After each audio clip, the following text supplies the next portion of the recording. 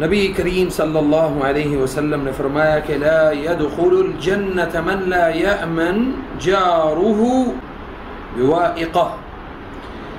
سیدنا ابو ہریرہ رضی اللہ عنہ سے مروی ہے کہ رسول اللہ صلی اللہ علیہ وسلم بیان کرتے ہیں کہ جس شخص کا ہمسایہ اس کے شر سے محفوظ نہ ہوا وہ جنت میں داخل نہیں ہوگا۔ ہمارے ہمسائے میں کون رہتا ہے، ہمارے ہمسائے میں کیا بیماری ہے، کیا مصیبت ہے، کن آزمائشوں سے وہ دوچار ہے، اقسم باللہ ہمیں معلوم نہیں ہوتا۔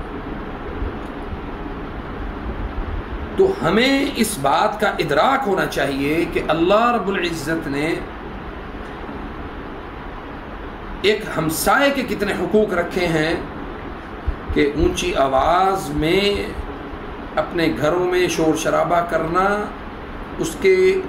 حقوق کی نفی ہے۔ اس لیے اپنے ہمسائے کا خیال رکھیں، حتیٰ کہ نبی صلی اللہ علیہ وسلم نے فرمایا